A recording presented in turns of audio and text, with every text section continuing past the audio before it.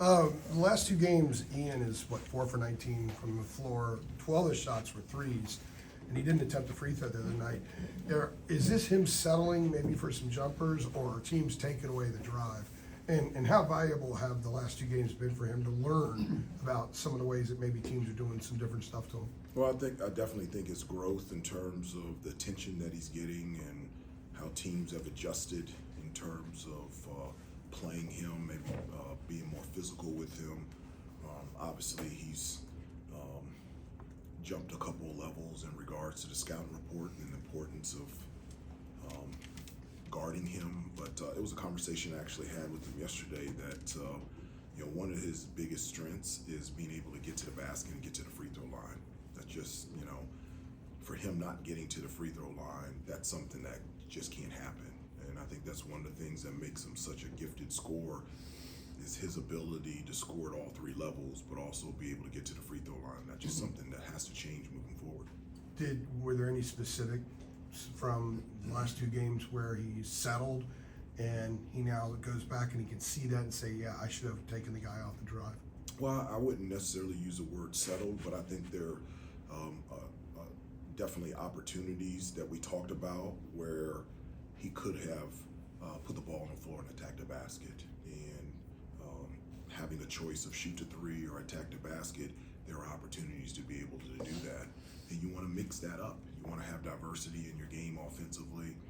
And I told him, obviously, I'm not nearly as gifted as he was as a basketball player, but I told him that was the only stat that I ever looked at, was that I wanted to make sure that 50% of my shots weren't from three, unless I was like hot, because I wanted to do other things. I wanted to get to the free throw line. I wanted to get to the basket. I wanted to shoot the mid-range game. I just didn't want to sit there from the three-point line and settle for that. And so my hope is moving forward, he'll get to the free throw line more than 0 times the last game. Hubert, I wanted to ask you about Elliott, and the 13 assists the other night were tremendous, obviously. Yeah. But I was wondering if, he started so fast offensively in terms of scoring the ball. I think it was 10 points in the first 6 minutes, 6.5 minutes.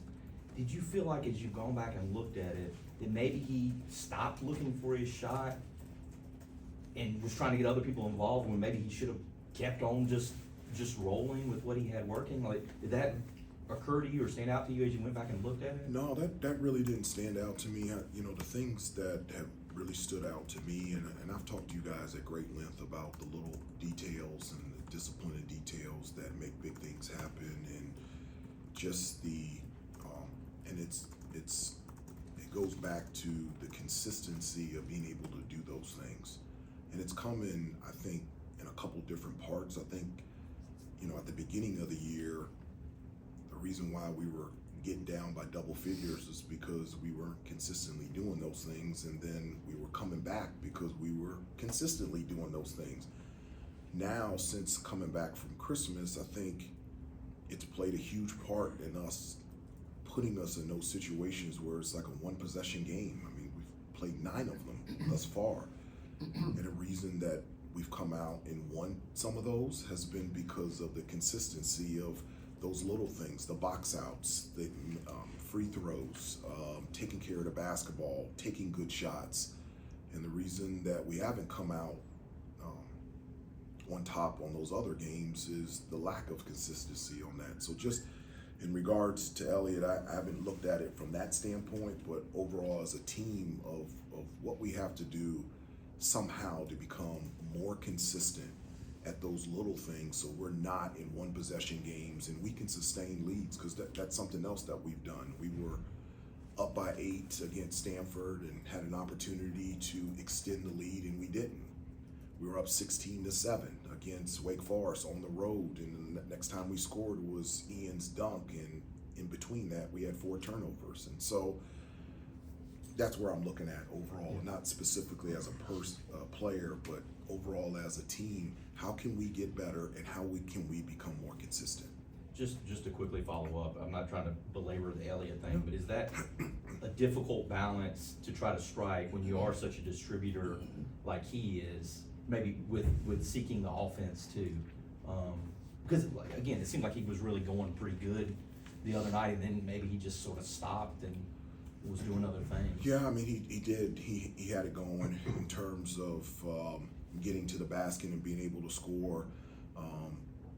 You know, one of the things many things that I love about Elliott is his ability to understand when to do both. And he is such a gifted passer. I think some of those times he maybe even could have taken a layup, but he passed it out to a teammate, and that's the gift that he has. He just, yes, he can score, but like instinctively, like he just really wants to pass. Yeah. And so finding that balance of being aggressive and when to get his teammates involved, which he just naturally does, that's something that he continues to grow with and continues to get better at. Hubert, when you're kind of talking about, again, the consistency of maintaining the details, doing that for a 40-minute game, I guess from your standpoint, what is from an individual basis, what's kind of required there? Is that just one of the guys kind of getting everybody else on the floor on the same page? Like, I guess from their individual standpoint, like, what does it kind of take to get there and stay there? Well, I always tell them a mistake is good if you recognize it, admit it, learn from it, and grow from it. And it's something I got from Coach Smith and Coach Guthridge when I played here. We watch a ton of film so that they can recognize it and so that they can admit it. And the next step is to learn from it and grow from it. I think it's more than just one person. I think it's collectively as a team, the consistency. And when you say a full 40 minutes, it's not being perfect. I always talk to them about we have to be a disciplined team. My definition of discipline is not being perfect, but it's being committed to doing the right things the right way. And so that's something that this team continues to grow with, about being more consistent. Not perfect, but consistent for a full 40 minutes to put ourselves in better situations out there on the floor. Hubert, when you look at Boston College, what about them stands out to you and just looking at them on film? Yeah, just, their physicality on defense, very physical, and their physicality can dictate and decide how efficiently you run on the offensive end. From an offensive standpoint, they can shoot three. They don't shoot a high volume of threes, but they want to score consistently in the paint through post and penetration. And so that's a huge emphasis for us, is protecting the paint. A huge emphasis for us is defending without fouling, because we've struggled with that at times. And a huge emphasis for us is boxing out, not allowing teams second chance opportunities, especially at important times. And those are the three things defensively that we've talked about in regards to Boston College, but just overall the improvement for us defensively as a team. Their big man, Benning, has been big for them in particular. How do you try to slow him down with possession? Well, he's really talented. He's big. He's does a really good job working hard to get his position close to the basket. And when he catches it there, it's very difficult to keep him away from the basket. He's a gifted scorer, and he's very skilled there. For us, we've played a number of post players throughout this season, and we're going to have to do a really good job, not just specifically on him, but for the entire team. But in regards to him, make him work to get that position, try to keep him out of the middle, defending him without fouling, because they use him also to be able to get into the penalty where they can get to the free throw line and shoot. And so it'll be a test for us in the paint tomorrow, but we're excited about that challenge.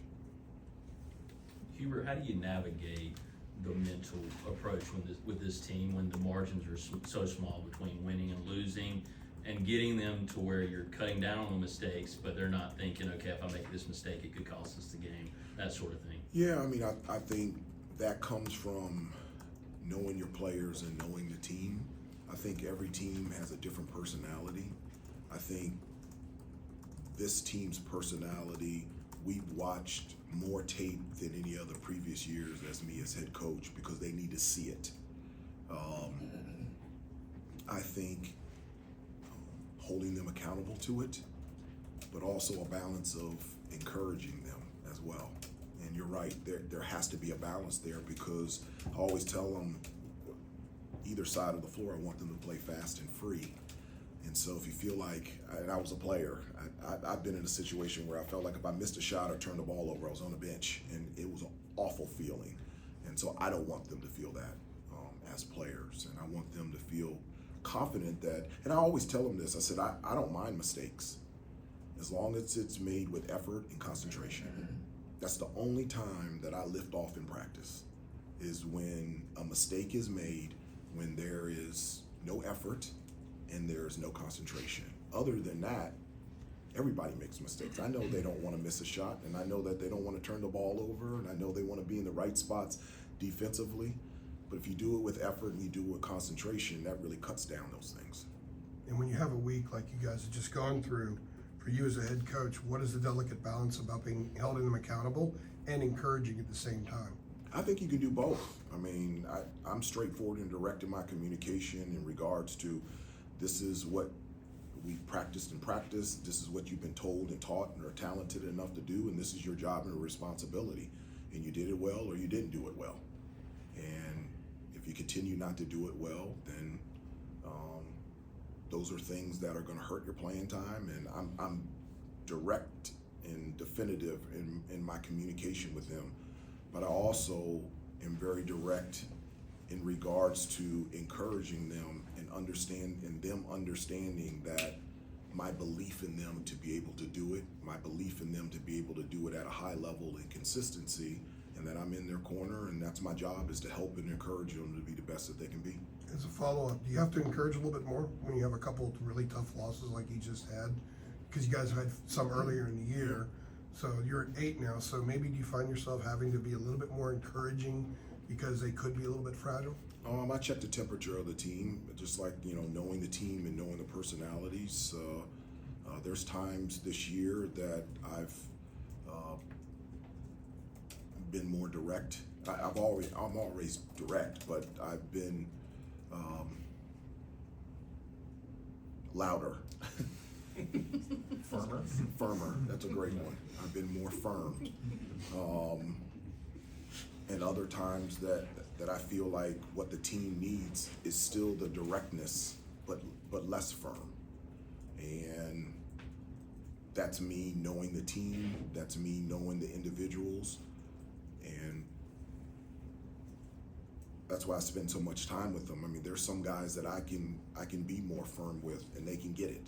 And there's some guys that I have to go 5 miles out to be able to get my point across, because that ultimately, at the end of the day, I just want them playing at their best. So I don't care how it comes across. I just want them to understand where I'm coming from and what they need to do out there on the floor. Hubert, you guys got, as you said, as we talked about the other night, you guys got the open shots at Wake. I mean, the offense generated the open looks and you didn't make them. Yeah. Like, as you've looked at maybe that aspect of the loss, do you think that maybe moving forward there might have to be a situation where you say, you know what, don't camp out in the corner. We're not going to take these threes because they're not going in. Like, it got to a certain point where they just weren't going in. Yeah. Is that a consideration, like in game, like, or maybe you can't even do it in game because it'd be such a drastic change? Like, is that a consideration to be like? Yeah. There's only so many places on the floor that you could be, I mean, it's just, I tell the guys this, You know what I'm saying, it's though, corner, right? corner, wing, top of the key, block, elbow. I take away 2 corners, and the spacing's not going to be very good there. I hear you. You know what I mean? I'm not saying don't go to the corner. No, but, I know But what you know you're what I mean? saying. Like, No, it almost seemed like Wake was going to let you keep missing. Yeah. You know what I mean? And my response to that is, and I hear what you're saying, I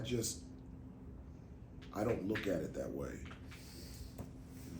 I don't care how good a shooter individually you are or how well you shoot as a team, there are going to be days, there are going to be nights where that shot is not falling. That wasn't the difference maker in us not coming out on the win side versus Wake Forest. We took the lead at 54-53. The next possession, we had a missed box out. They scored. We came down, missed a 3. Yeah. We came back down, and we messed up on our defensive assignment, and they got another dunk. Now we're down 3. And my communication with the team has been this: we lost another game by 1. And just look at the little plays on the offensive end, little plays defensively, and say we do things a little bit the way we were supposed to do them, 1 or 2 possessions on both ends, then we're not there. So, and it's never about a missed shot. It's about plays, and that's what I look at in regards to the outcomes lately and us moving forward tomorrow against Boston College. Time for 2 more. Hubert, what have you noticed the last few days in the film sessions as far as the players and yourself, and any differences there as opposed to earlier in the year, or what have you seen there? No, I think, you know, I've said before that I love coaching this team. I love being around them. They're a great bunch of kids, and I believe in this team. I believe that we're nowhere close to reaching the full potential of what I think this team can be and become. And I really believe that the guys are starting to see it and start to understand it. My hope is that they do. You know, it's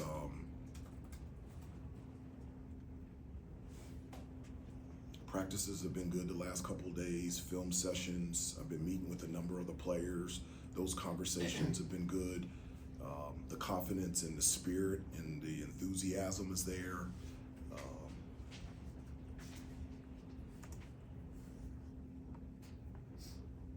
They just want to play well, and they just want to see the benefits of playing well out there on the floor. And I want that for them. I like them with smiles on their faces as opposed to them crying in the locker room. I want them happy. Anybody else? But I guess when it comes to, you mentioned, you know, a guy like, for example, Ian, you know, getting to the rim, and just the team as a whole getting to the free throw line. Do you have like a philosophy, so to speak, of, you know, always take the open 3 when it's there versus, you know, stepping in, or, you know, if you're not in rhythm, getting to the, like, you have like a certain communication for them in that regard, as far as, yes, you're open, but if you're not in rhythm, just get to the hoop. Yeah, well, you know, when a shot is created, you know, an open shot is created, I want all of our guys to be able to take it. I mean, I specifically told Ian, I was like, if I had your athleticism, I'd drive all the time, you know, and be able to get to the rim, you know, and I told him, me as a player, I wasn't as gifted as he was, so I couldn't do that. That wasn't an option for me. And so there's not a formula in terms of turn down this shot, wait 2 minutes before you take a 3. And this is for all the players. I want them taking good shots. And everybody knows what a good shot is. A good shot is something that is not just what you want, it's what the whole team wants, including the coaches. And it's a shot that where the board is covered and where we can get offensive rebounds, where we drastically need to improve. And so, and it's growth for Ian. You know, he was on a nice stretch, and, you know, now he's at the top of the list, or near top of the list in terms of scouting report. And so I told him now it's his time to adjust to how they're playing him. And that's the growth of a player. Everyone goes through it. RJ had to go through it, Seth's going through it, everyone has to go through it, and now Ian is going through it, and I couldn't think of anyone better to go through it with than Ian. Thank you, Coach. Thanks, everybody. Thank you, guys. Thanks, See you.